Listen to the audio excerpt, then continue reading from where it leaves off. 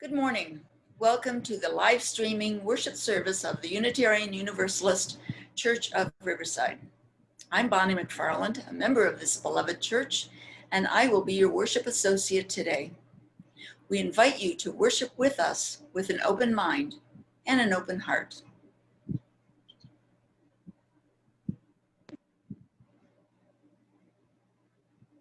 As we enter into sacred time created by our presence and shared intent, I invite you to get comfortable.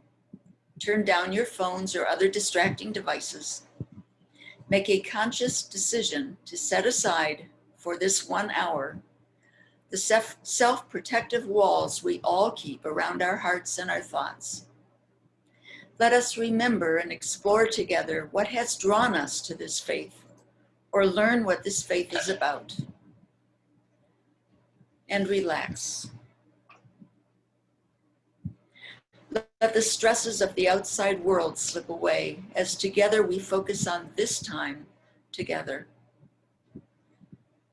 And together we breathe.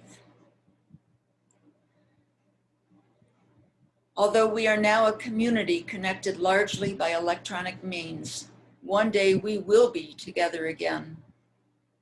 Yet even now we are those seekers with the yearnings to learn, to understand, to make the world a better place, and with the same desire for fellowship.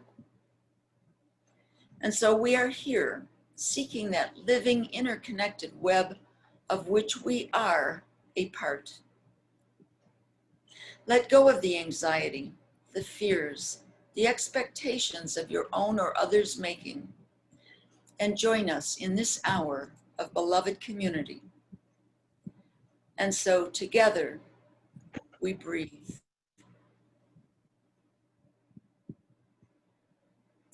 Our opening hymn this morning is Love Will Guide Us. Please rise in spirit and join us. And because we are Zooming, nobody will know if you sing off key.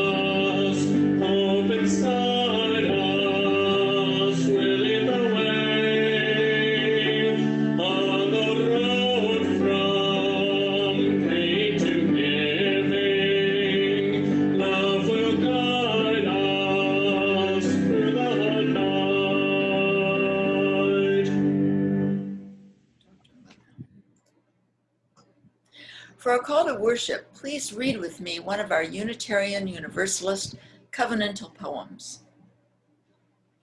Love is the doctrine of this church. The quest for truth is its sacrament, and service is its prayer. To dwell together in peace, to seek knowledge in freedom, to live in harmony with all the living creatures and plants of the earth. This do we affirm. Today, our sermon by Reverend Monroe A.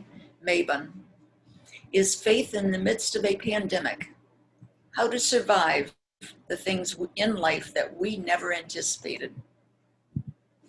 About the sermon, Reverend Mabon said, As I look back over my life, I realize I was young, but now I am old. I have survived war, a career as a police officer, cancer, and other unmentioned ills of society, but now I and people of the world are confronted with surviving something we never anticipated.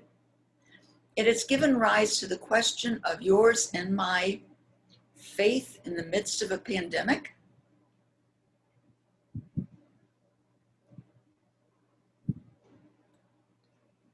Reverend Monroe Mabon was raised in Compton, California.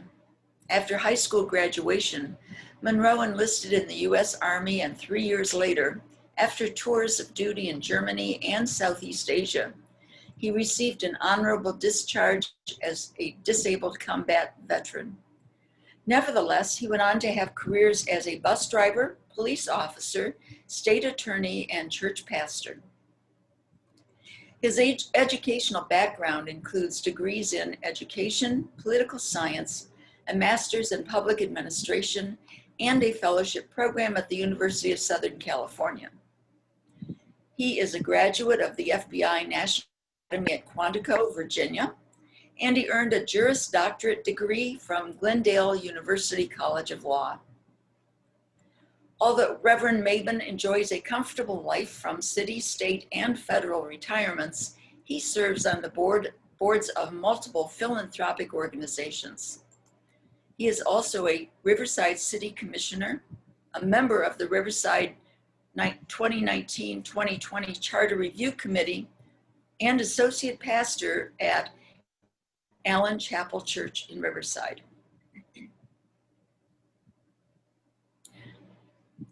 There are a few announcements we would like to share. During the service, we will mention several website and email addresses and phone numbers. At the end of the service, we will leave a slide up with all this information so you don't need to be distracted copying things down right now. For those needing the information by auditory means, however, they will be announced verbally during the service. Chat time provides an opportunity to spend an hour talking among ourselves, usually beginning with the service, then wandering on to other topics. It's held on Zoom 1/2 hour after Sunday every service, and everybody is invited. So chat time will begin today at 11:30, but to participate, you need a separate Zoom invitation. So please go to our website at uuchurchofriverside.org for the Zoom chat time registration, or email Lee Greer at president@uuchurchofriverside.org. We have returned to our traditional time of sharing joys and concerns on the first Sunday of each month. Please be sure to mail or text your joys and concerns throughout the month to Dinah Rowe, our Caring Network Coordinator. Her email is ramblinrose, that's RAMBLINROES 22 at yahoo.com. Or you can call or text her at 909-645-2885.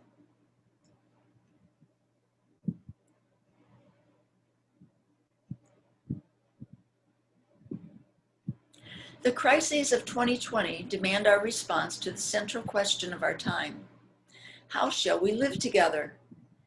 As people of faith and values, our response calls for a new moral vision, a California where everyone, no matter our race or place, can truly belong and thrive.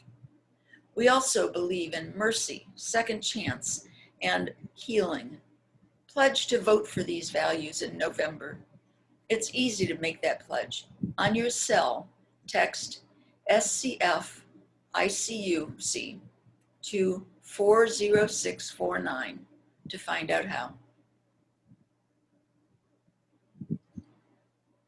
For the most current and reliable information related to the COVID-19 virus for our area, go to the website for your county, public health department, or the state of California. You can find information and links on our website at uuchurchofriverside.org.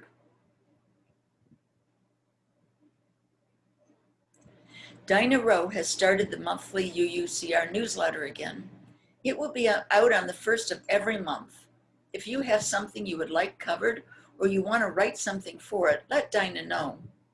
That's Dinah Rowe at ramblinrose22@yahoo.com, or call or text her at 909-645-2885.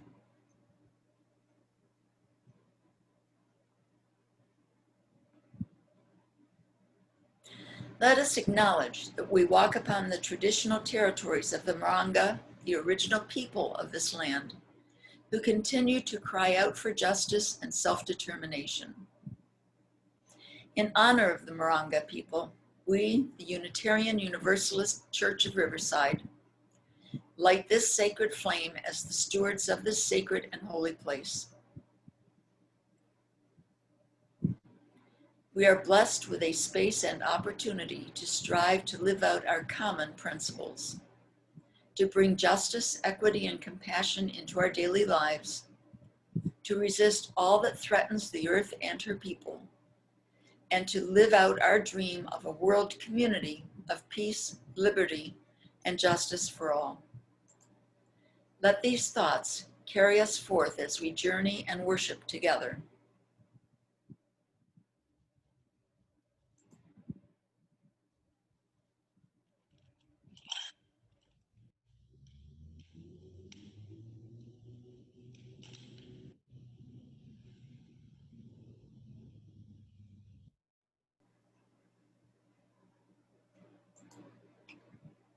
Our chalice lighting this morning is provided by the International Council of Unitarians and Universalists, or ICUU. Each month they offer a chalice reading from a member group somewhere in the world. The reading for September is from Rosh Van Doorn, Minister Vrije, if I can say this, Vrije Nagu, Nederland, in Benediction, Netherlands, which roughly translated means Rosh Van Doorn is a liberal minister in Benediction, Netherlands.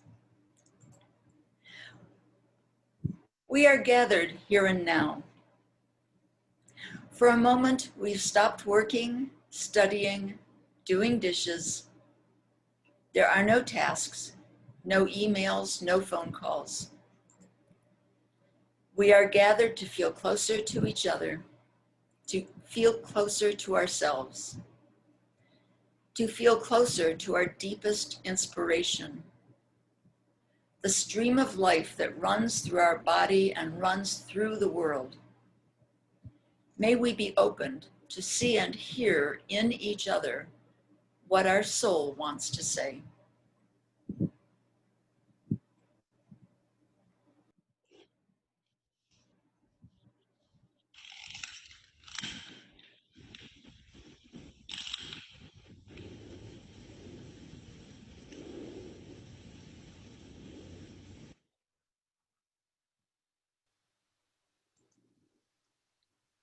Our next hymn is Spirit of Life.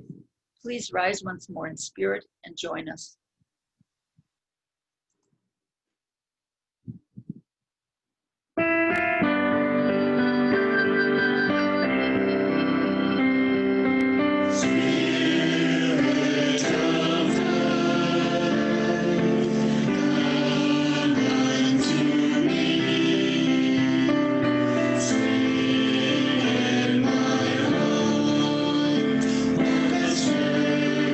Of the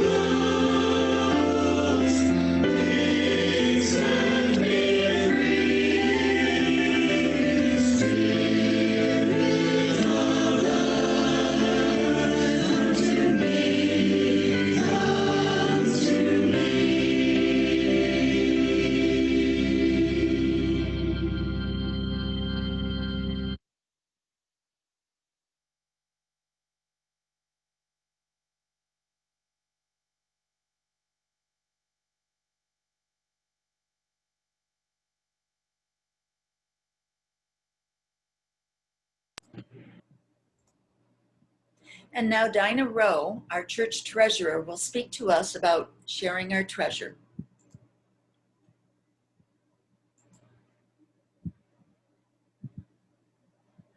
Good morning.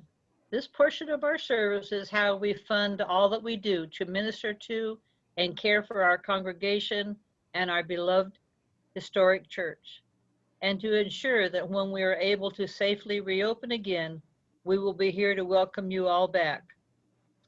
You can mail your pledge and donations to the church office. Please, no cash. Our church office is shown here and will be available later in this program. We have a wonderful way to financially support our church at no extra cost to us and no extra cost to you. Great Lakes script cards are for places like Amazon, Smart and Final, Vons, Target, iTunes, Chevron, Home Depot, Wendy's, and so many more are available. Please contact me if you would like to order gift cards through this program.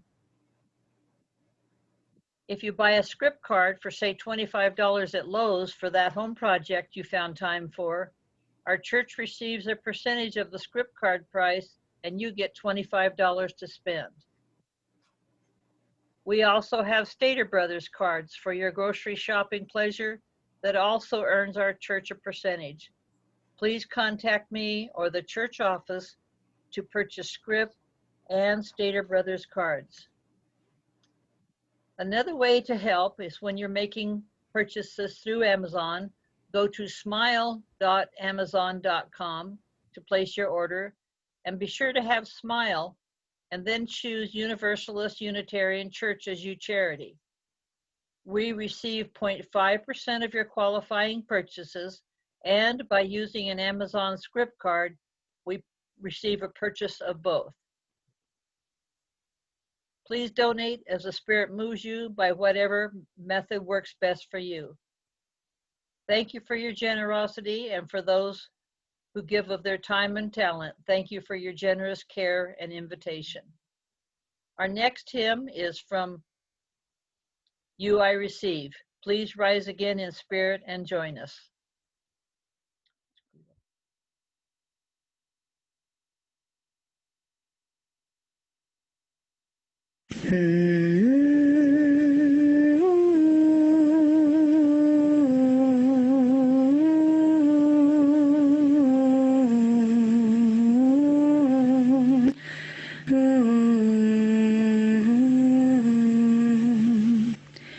From you I receive, to you I give.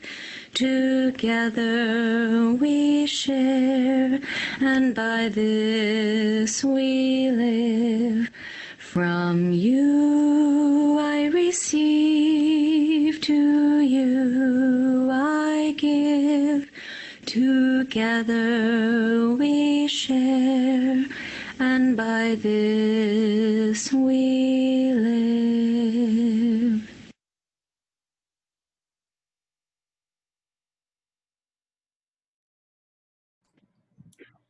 Our contemplative reading this morning is by Reverend Rosemary Morrison. She is currently the interim minister at Unitarian Universalist Church, Tippecanoe County, Lafayette, Indiana.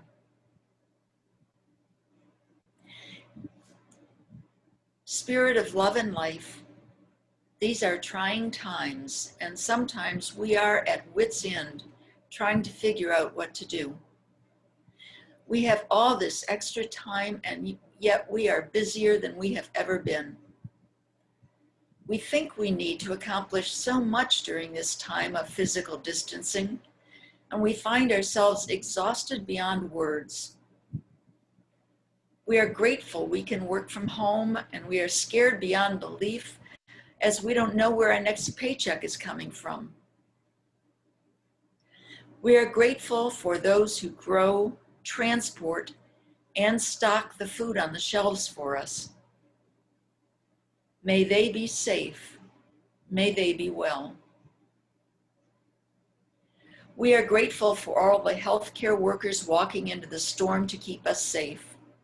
We acknowledge the fear they must feel as one who cannot stay out of harm's way. May they be safe. May they be well.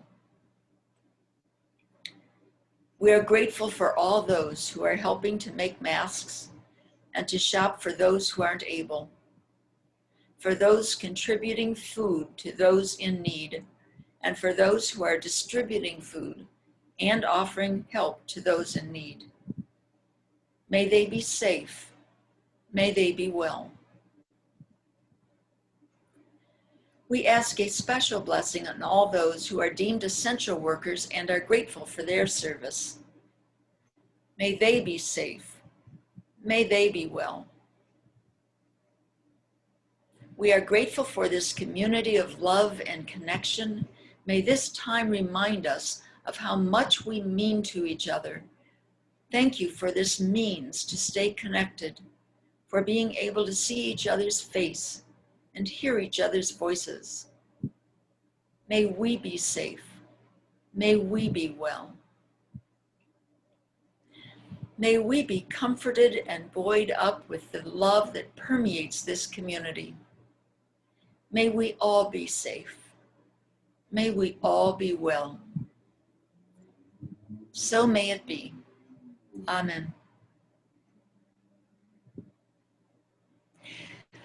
As I read these meditations, prayers, and blessings each week, it reminds me how many beliefs Unitarian Universalists have about the spiritual nature of the universe. Is there a sentient being somewhere hearing our pleas? Are we connected to each other in ways unexplained? Whether we believe there is a God or a higher power, or we believe that the natural evolution of the universe does not include such extensions of our imaginations, nevertheless, we come together and seek together to feel connected. And for the time and the space and the permission to explore our own paths at our own rate. Let us share a moment of silence here together.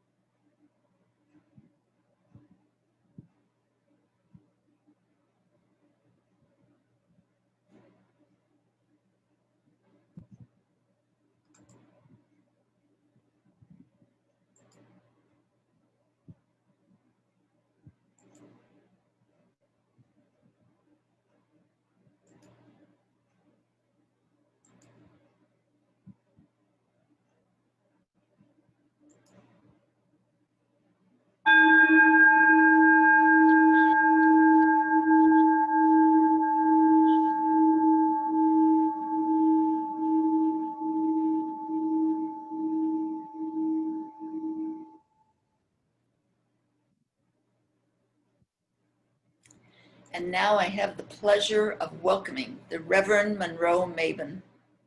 I haven't known Monroe too long, but it didn't take too long to know that I wanted for him to speak here one Sunday, and I think you'll soon agree.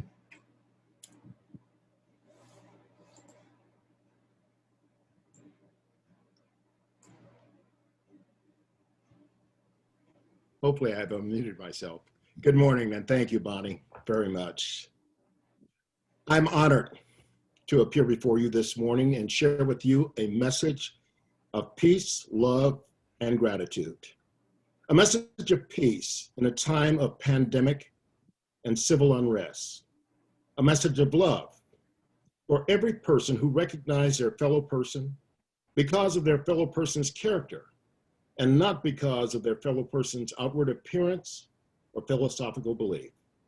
A message of gratitude for your benevolence in rendering aid and assistance to people in need and for all of your humanitarian efforts that have endured to promote the concepts of friendship, morality, and brotherly love. Long ago, many years ago, more than 100, coming up this year, 145 years ago, your church was the catalyst and a supporting factor that caused the oldest African-American church here in Riverside to come into existence.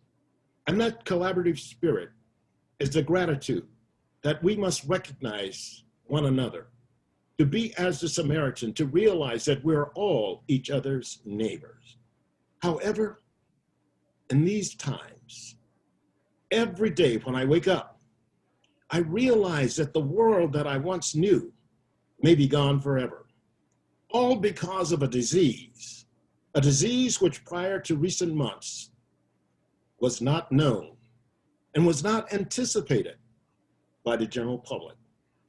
In my life, I've survived war, a career as a police officer, cancer, and other unspeakable ills of society.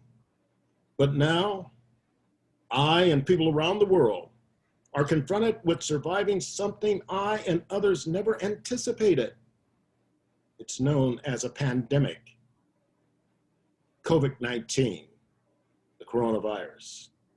The disease has brought our attention to and has caused us to question our current leadership, hypocrisy in America, and the urgent need for change.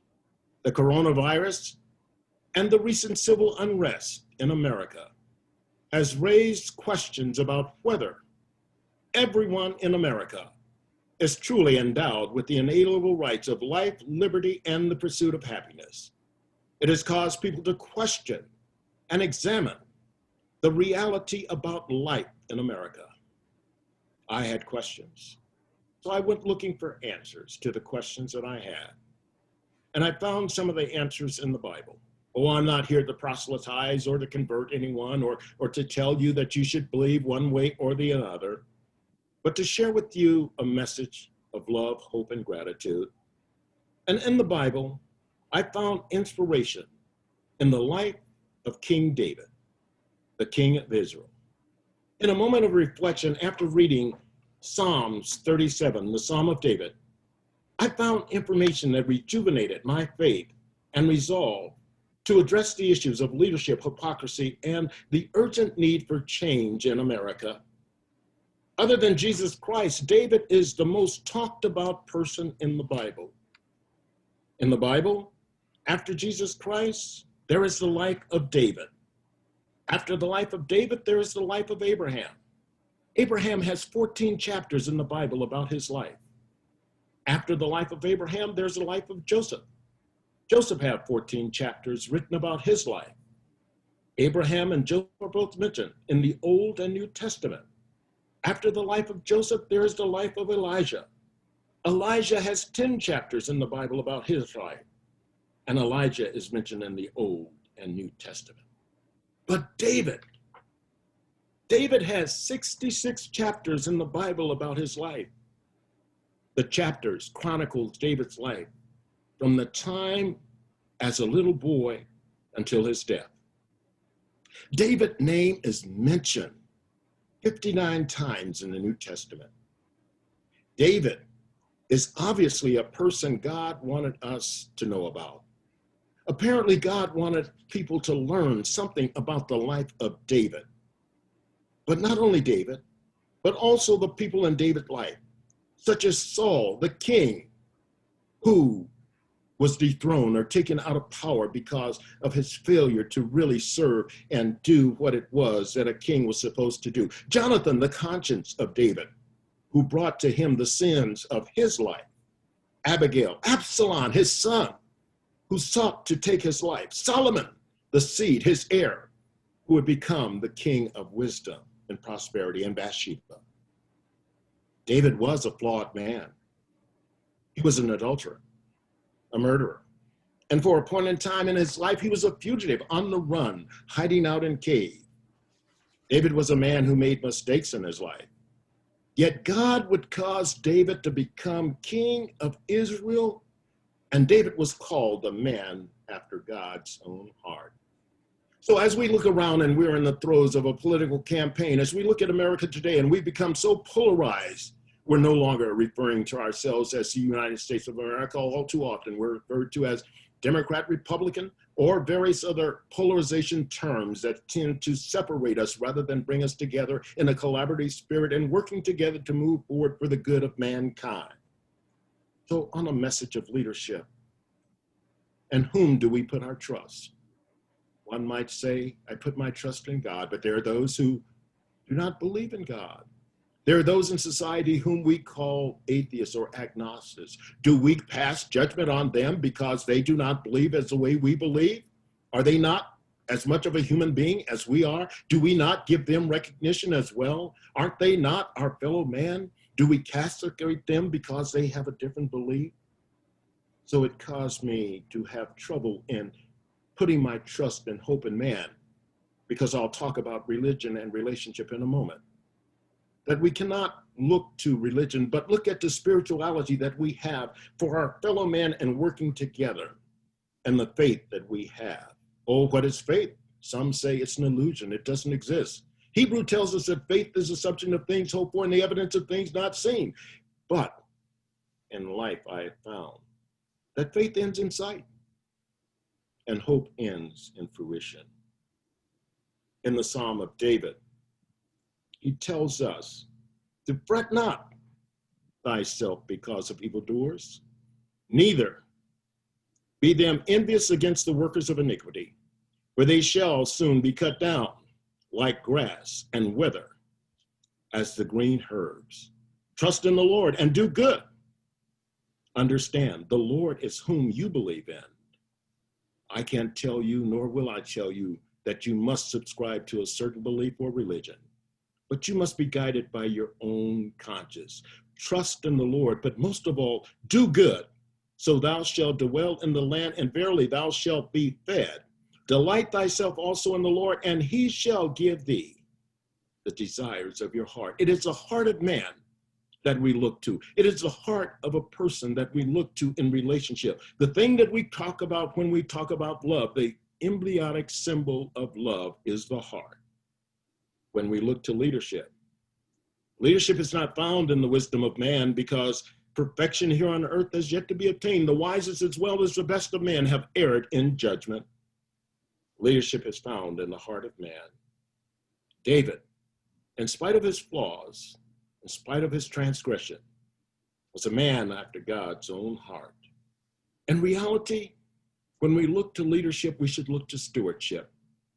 Those who are protecting, those who are caring, those who have a shepherd mentality to care for the flock and the welfare of those. I'm reminded of the psalm that one shepherd who had 100 sheep, and one went astray, and he went off to look for that one, knowing that the 99 were protected, but that one that went astray, that was in danger, was in need of that shepherd's protection. As we look around and look for a leader today, we need to look for a good shepherd, an under shepherd, who looks after the flock and care for the welfare of their fellow man.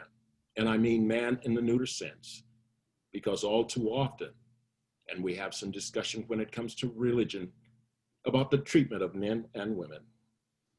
And that brings us to the hypocrisy in America, to the hypocrisy in the so-called faith-based community, the hypocrisy in religion. David, beginning at the 5th verse, says, commit thy ways unto not man. Don't put your trust in man. Also in him, he shall not bring it to pass. And he shall bring forth the righteous as the light, and thy judgment as the noonday sun.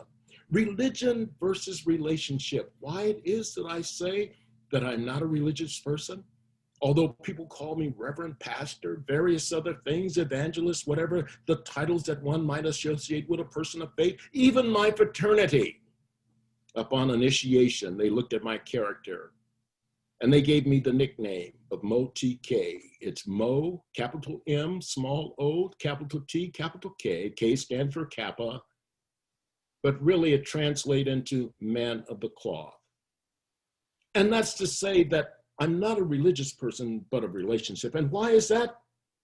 Because religions deals with policies and principles and rituals and how you transform your service. But relationship, it deals with principles, how you relate to people, how you treat people, and understanding one of the most Hippocratic situations in the so-called faith-based community is the treatment of women, the treatment of women.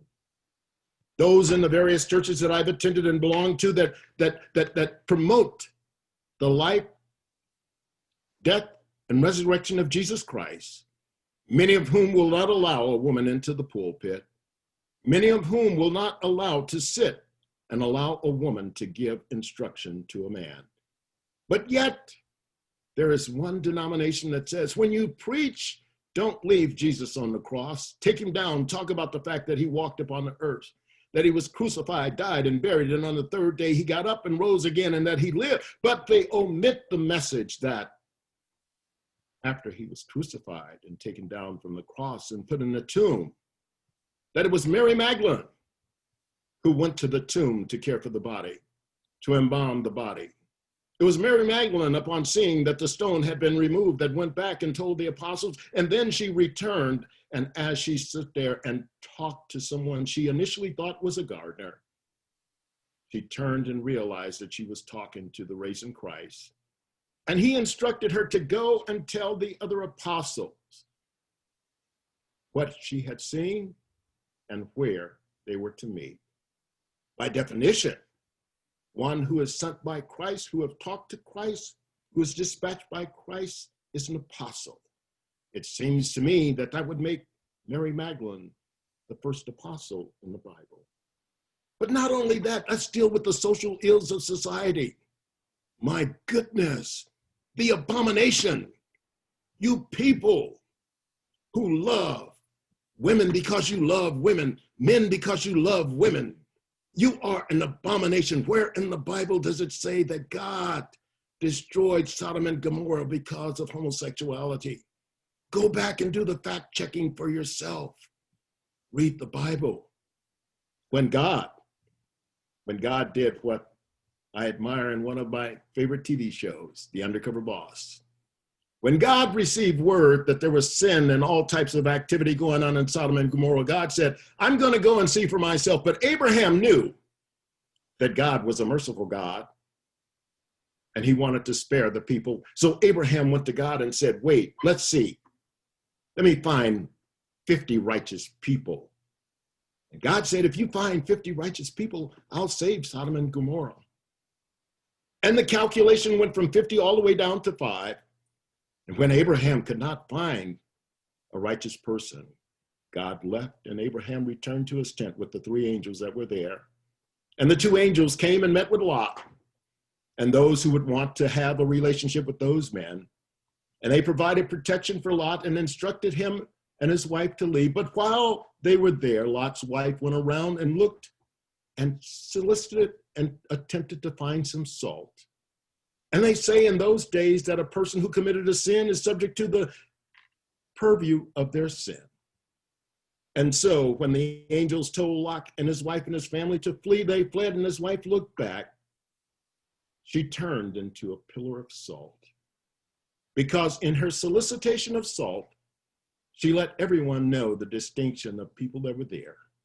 People don't look and realize and understand that there was Sodom the city, there is sodomy the act, and there are sodomite people who engage in various activities. And one need to look and examine why it was that Lot's wife really was turned into a pillar of salt. Now I say to you, and I'll admit, if God destroyed Sodom and Gomorrah because of the sins and homosexuality, why is it that Atlanta, Georgia, Las Vegas, and Hollywood is still standing? Go and look and examine for yourself. But that leaves us with an urgent message. An urgent message for the need for change. Why do we need change?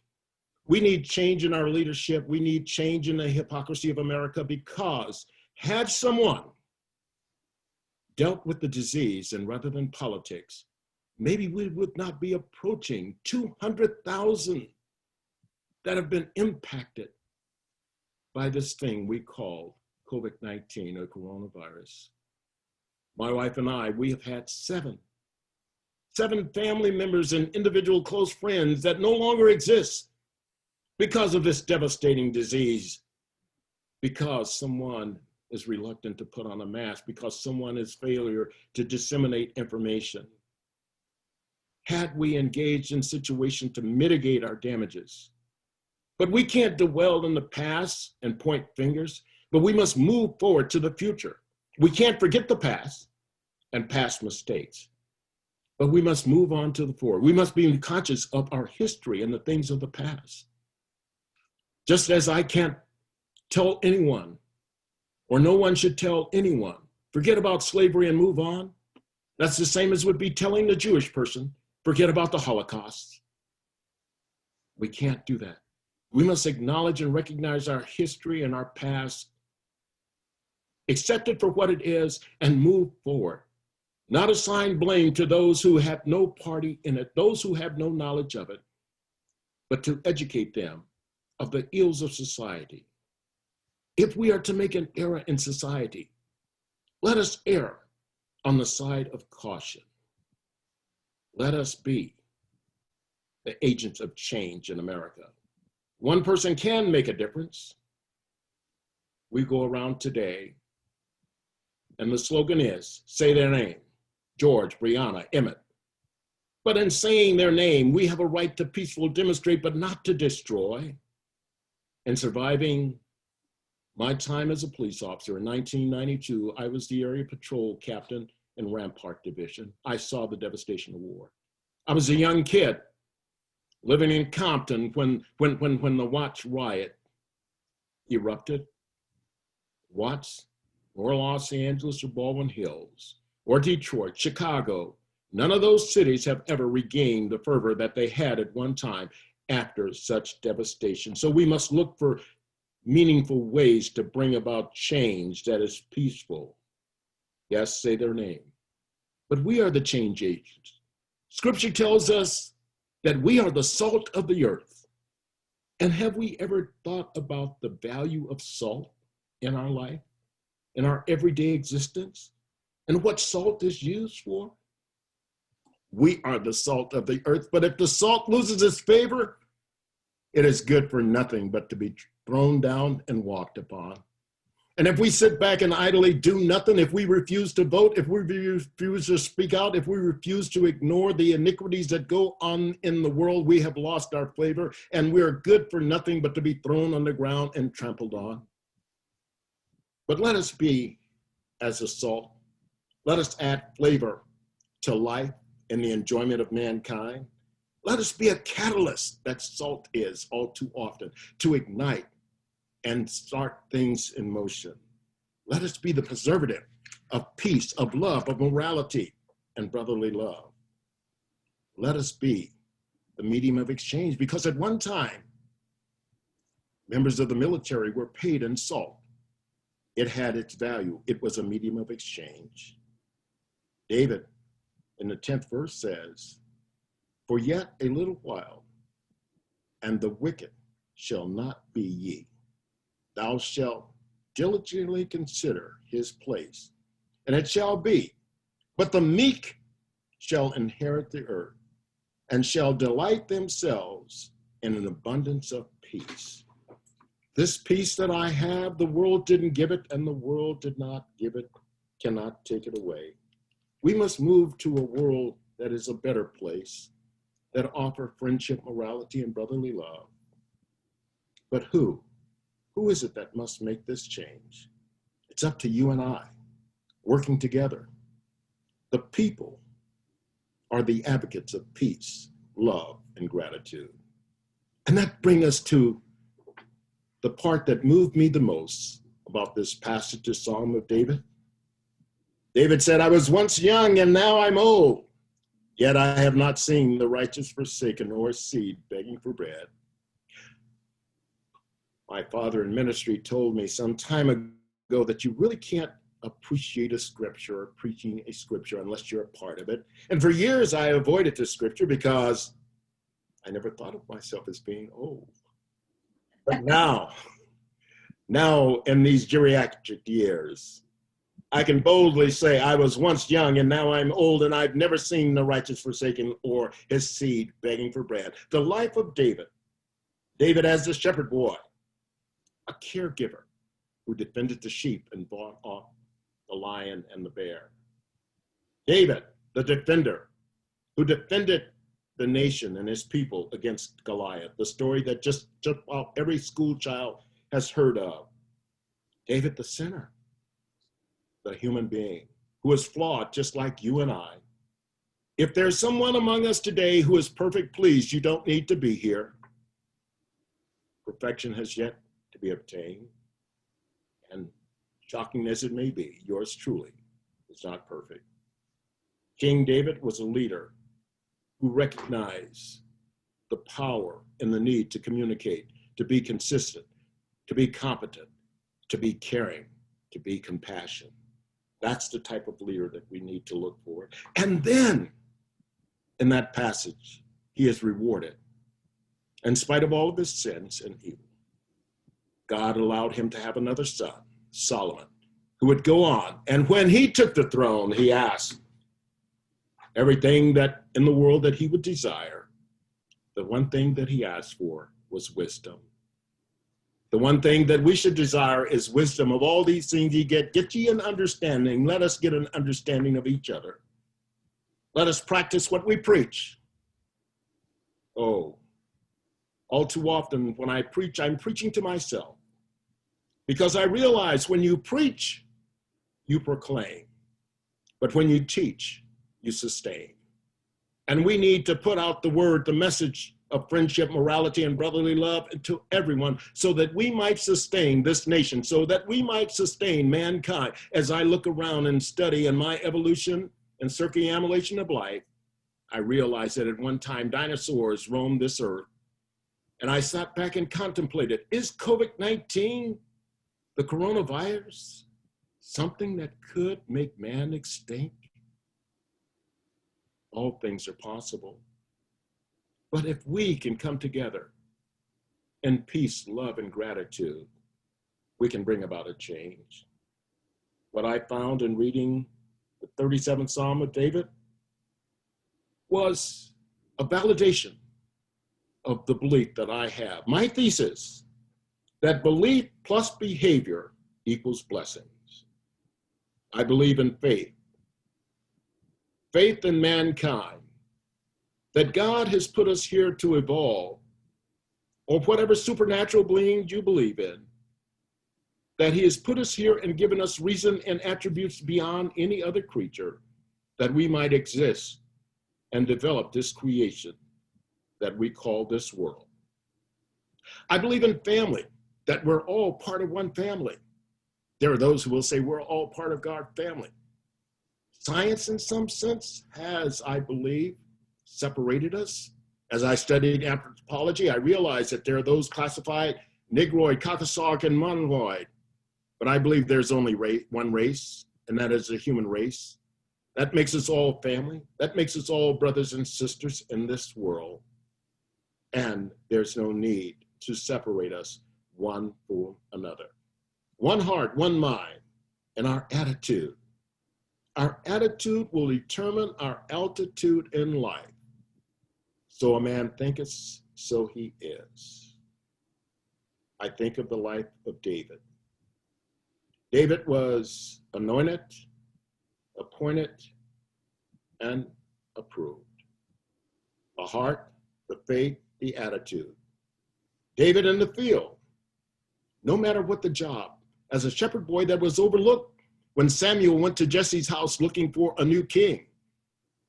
Jesse called all of his sons, but he didn't call David. David was left in the field, but he was eventually recognized. Faith in the familiar. As a shepherd boy in the field, he attended to the flock to the best of his ability, and that's what we should do. Faith in the familiar. As he stayed there, he worked.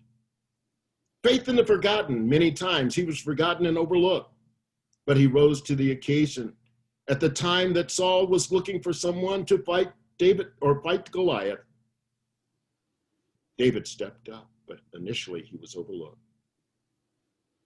Faith in the future. Even though Samuel told David, you are to be the next king, he did not flaunt it. He did not count his eggs before his chicken before the eggs hatched. He returned to the field and servantly worked.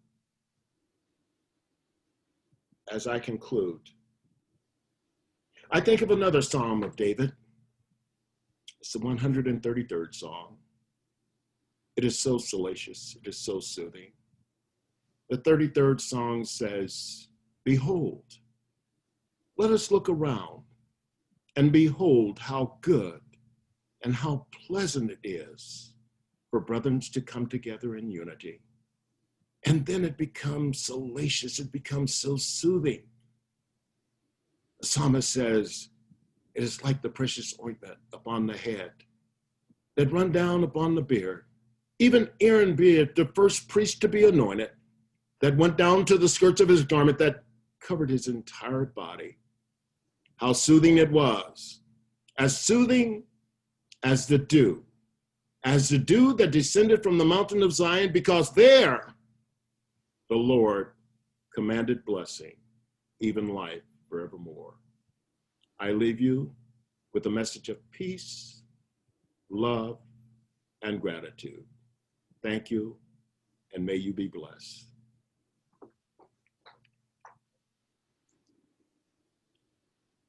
If there are any questions, I'll be more than happy to entertain any questions that anyone might have, or maybe that'll be for a later time. I will stay around after the conclusion of the service. Thank you.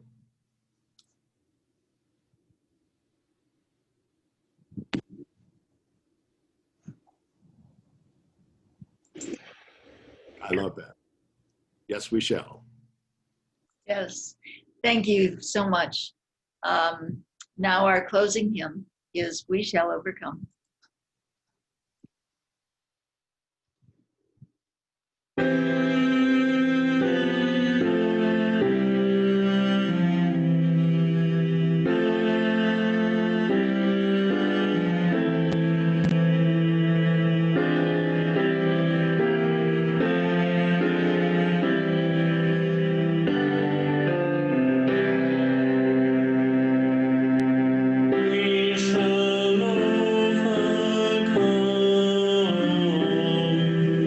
We shall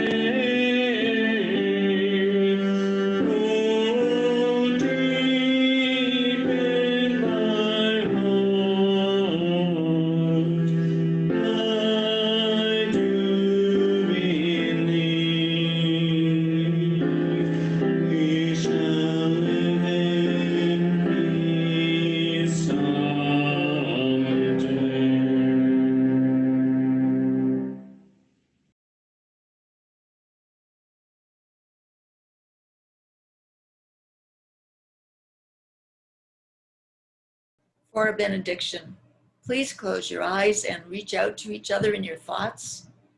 Feel the connection between us, the interconnected web, joining us as a community, a church family.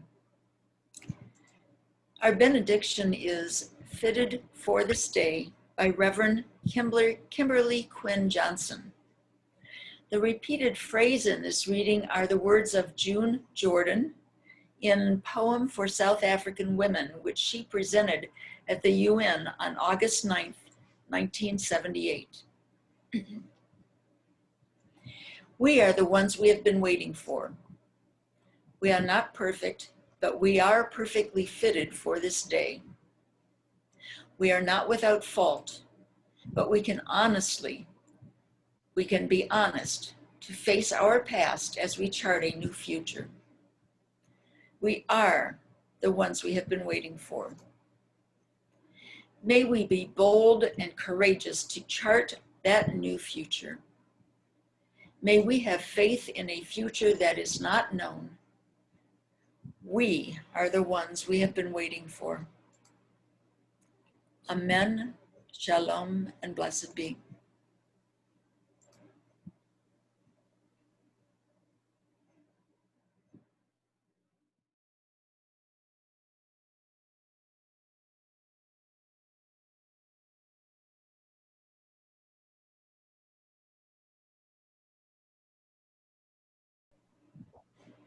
There's all the contact information, and I believe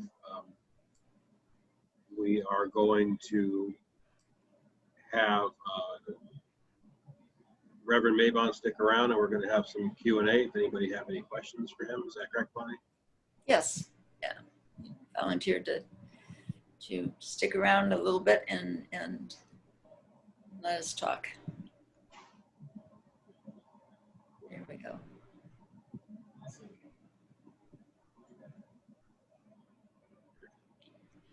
Well, Mo, well, everybody's still muted, so there we go.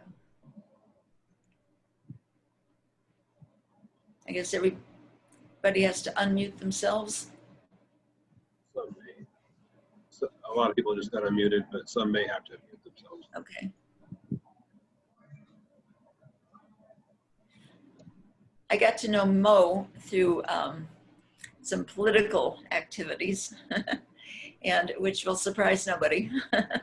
And I was just very eager to see what he would have to say today, as I found him to be a very interesting person, and it's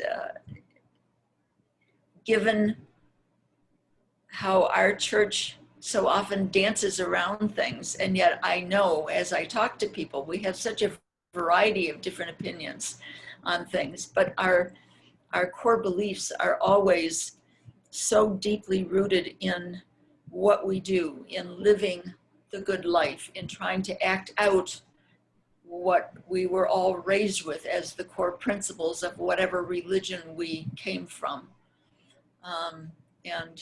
And I know that Mo also,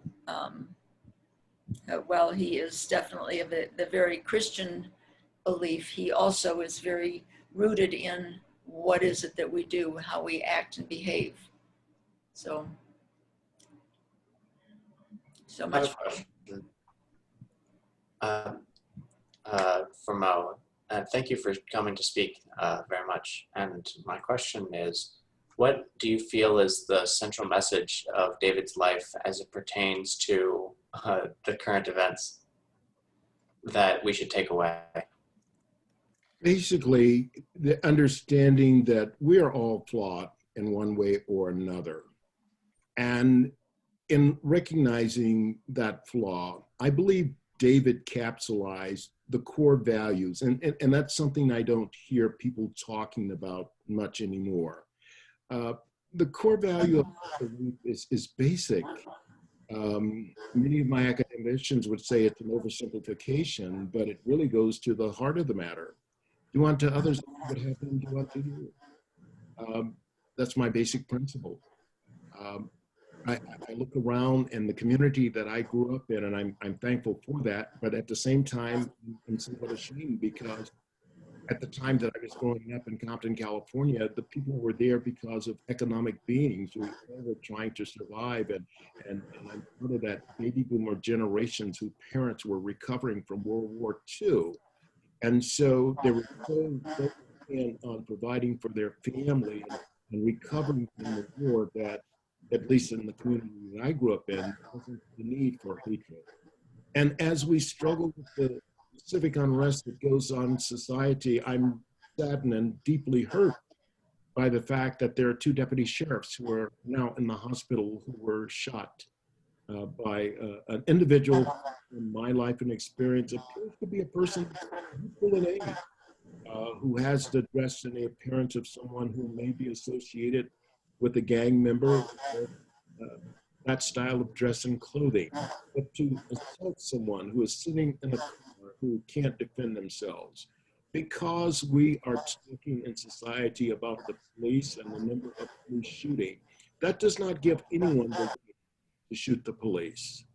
And so basically, the world is not perfect, but I recall growing up when there was a time when we talked about paying your debt to society. And part of my career was that reorganizing the California Department of Correction, which is now the Department of Corrections and Rehabilitation. We're still doing what we have to do as far as correction, but we're not doing enough as far as rehabilitation, recidivism. And I think David's life touched upon that. How it is that we're here in America, the land of the free, the land of opportunity, that we have so many people incarcerated. People who are incarcerated for not crime of violence. People who are incarcerated because of whatever you want to call them, types of crime in which there is no physical harm to someone. There may be financial harm, and that could lead to physical harm. And I realize that's a great debate. But what do we accomplish by caging people up for years in a lifetime? I like the way that fraternities, the Greek organizations are going now, that they're outlawing hazing and mistreatment of people, to realize that in a civilized society, you don't mistreat anyone, you embrace them, you develop them, you educate them. And so I think David's life is a life that shows us that even though we may make a mistake, we may err, we can, as human beings, forgive, not forget, but move on. I'm constantly moved right now by the words of Maya Angelou. We can forget what a person has said. We can forget what they did, but we never forget how a person makes us feel. So I think David's life is a life of ambition, of attitude, of having an efforts to do well, but also realize that we're flawed, we're human, and we're subject to make mistakes.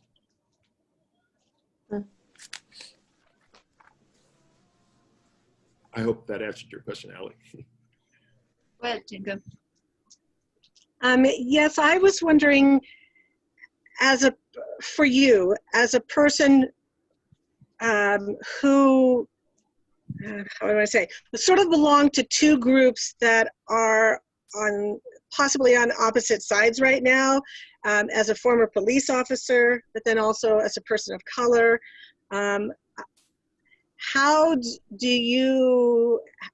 is that tension, that struggle right now between sort of those 2 groups?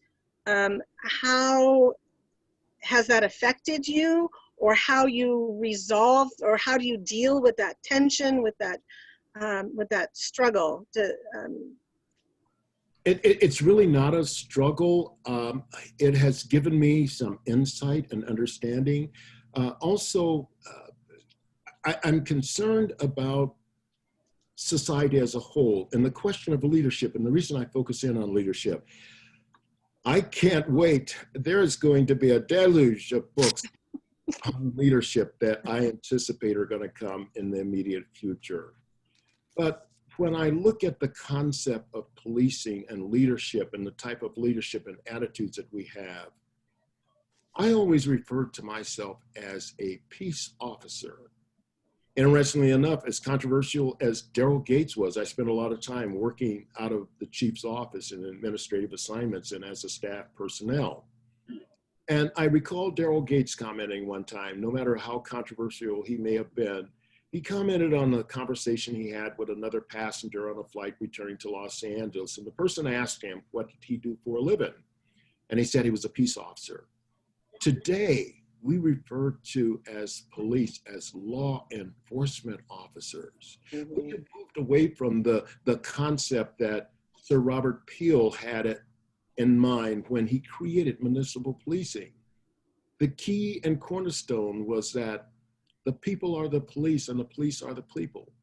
The main goal and objective of the police is to prevent crime, to stop it from happening, a preventive mode. But today we live in a reactive mode. We don't talk. When I went into policing, we dealt with juveniles. We had what we call 300 of the Welfare and Institution Code. Those were pre-delinquents, those individuals who we would send to counseling. As a boy growing up on the streets of Compton, I wonder how much I was influenced by Officer Manny Correa, who became Sergeant Correa and Lieutenant Correa.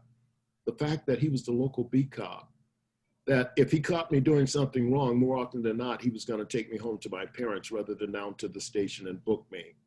I came from a generation and time where if you were a juvenile and you committed an offense, you were given probation or went to the military, eventually your record was sealed. Now, if a person make a transgression, it follows them all the days of their life and they can't escape it. So somewhere along the ways, the tone, the tenor, the dialogue, the language has changed to a more aggressive. I was shocked to hear, which I had not heard before, regardless of my closeness to the police community, and the fact that I have 3 close relatives, 3 first cousins and a sister-in-law who are on Riverside Police Department. I didn't know anything about this warrior mentality. And the police are not to be warriors. They are to preserve and bring about peace. As a police officer, a supervisor, an administrator, a commanding officer, the one thing I always look for in every operation is whether or not my personnel or whether or not I kept the peace. That is the primary goal of police. The controversy around the Blake shooting. I don't necessarily fault the officers, and please understand what I'm saying here. I really fault the administration and the leadership, because in my belief and opinion, those officers were not fit for duty. They were not trained to handle the situation. I may draw upon my athletic prowess, my training, playing football, my military experience, whatever the case may be. But I can't imagine a situation where 3 police officers cannot control one person. Someone said, and I kind of agreed, rather than teaching him how to shoot, maybe they should have taught them how to tackle. Maybe it would be a different outcome. What training? No one ever looks at our SWAT officers or special assignment officers and the low number of incidents and controversy that they're involved in because they constantly train.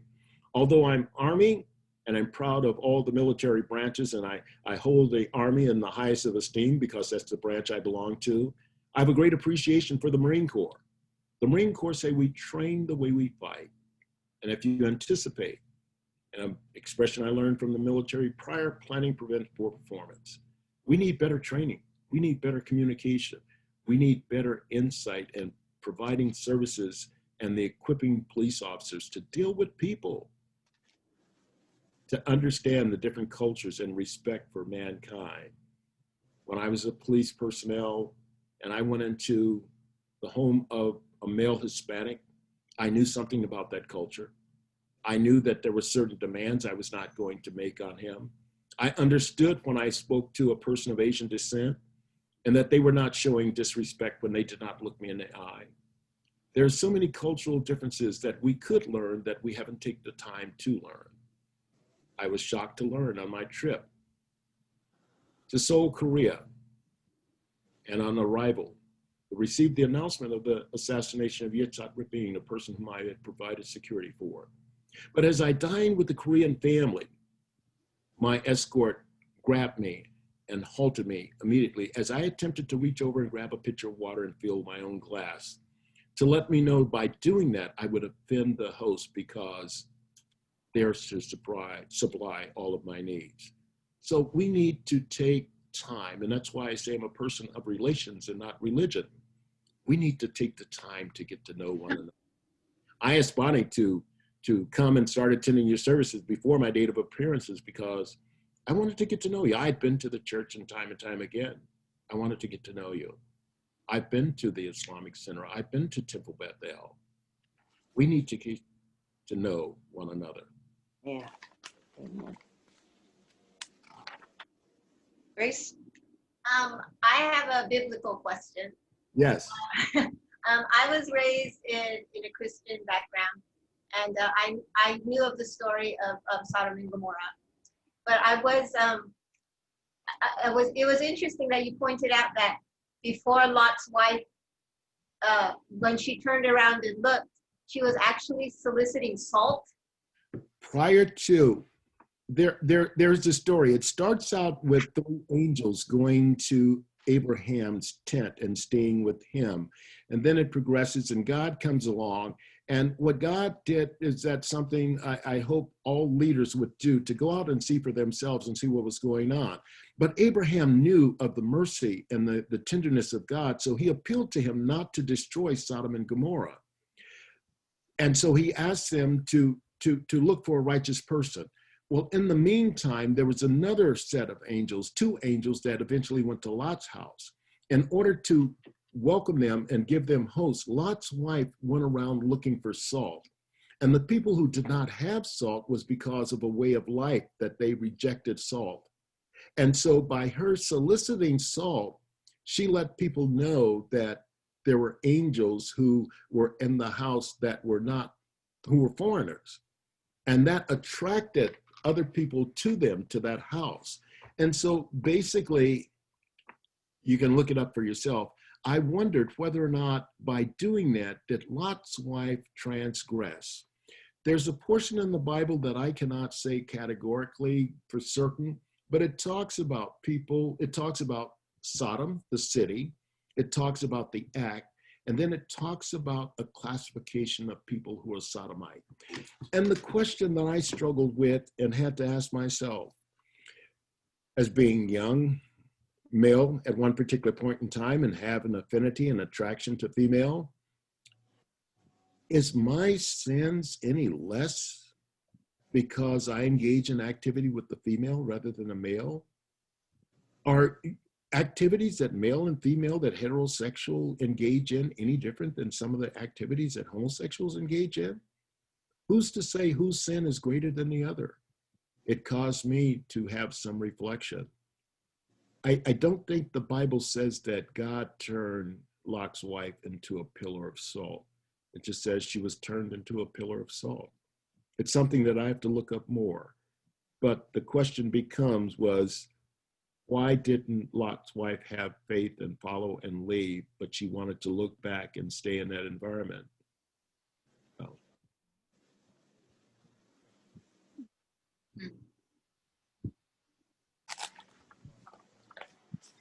I had another question that it's as a one of the historians for the church and a docent, I was intrigued by your comment that historically, and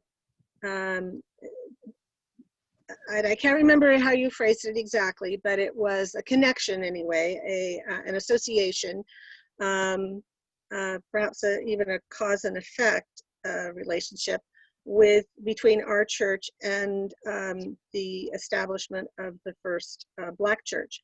Could you elaborate or give me any specifics for me to?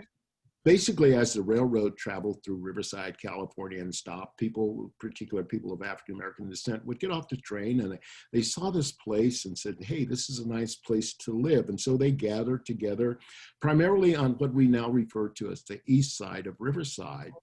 And they were able to obtain property, 10th and Sedgwick, and they wanted to construct a building and they couldn't find building materials or assistance or anything of that sort. And your church came to their aid and helped them establish a building. I believe they found a property, and back then they could move property or structure from one location to another. And it's because of the collaboration and the assistance of your church that Allen Chapel 145 years ago was able to establish itself and began and has endured from that time on. Somewhere along the way, when I first went to Allen, although my home church is actually New Hope in Long Beach, California, and I still consider that my home church. But I came to Allen because they were going through some legal difficulties, and I resolved the legal problem and preached a sermon, and they kept me there. So, plus the commute. I can't commute every Sunday back and forth to Long Beach or Los Angeles County. But yes, but for your church and the assistance of your church, I don't believe Allen Chapel would be in existence. You played a great role. I'll look for that information. I have the history of Allen, and I'll forward it to you. I know on our 100th anniversary or so, I think it was our 115th, they pulled it out. But yes, I'll get that for you. I'll get it to Thank Bonnie. you. I appreciate that. All right. It seems I remember hearing about that, and I think you were involved around the time when Cynthia Kane was our minister. Yes. And I think that that's where I remember it from. I think I remember that, hearing that when Cynthia was our minister. That's good. Yeah. And I don't know what, that's why I talk about religion. I have pause sometimes when people approach me, because at the age of 14, I discovered, I and my best friend, Lester Ellis, we discovered girls. And we thought it was nice to be around girls and talk to girls. And we discovered that girls on Sunday evening would go to the movies. And so we asked our parents if we could go to the movies. Now, I came from a very strict religious background where you weren't supposed to do anything on the Sabbath. But our mothers, my mother and Lester's mother, were very close. And they said, okay, you guys can go to the movies and do whatever it is you think you want to do, but you must go to church. Lester was a devout Catholic, and I was Protestant. And so we alternated every other church because we wanted, definitely we were going to be obedient to our mothers. And I learned things about the Catholic faith that when my brother-in-law passed away, who was a devout Catholic, I did his funeral mass. And I was in the Catholic Church when they still did services and did mass in Latin. And I became more of a Catholic priest than Lester. But ironically, both of us ultimately ended up being in the ministry. And so I have paused sometimes because people don't realize that Catholic really means universal. And to talk about the universal church. And God said, upon this rock, he said to Peter, I'll build my church and the gates of hell shall not prevail against it. And all too often I say to people, can you give me the address of Jesus Church? You know, where's that location? In my travels, I'd like to go and see it. The church is the body of people. I've had more so-called Christians and family members who have scorned and chastised me for my belief more so than people who are referred to as being in the secular community. And all too often, the way we speak to someone, the way we approach someone. I recall an experience in my life working as a police officer. I did dignitary protection, and I was exposed to a number of celebrities. And I recall a conversation I had in a social setting, no less, with Kareem Abdul-Jabbar. Now, I'm about 6'4", and Kareem is over 7 feet tall.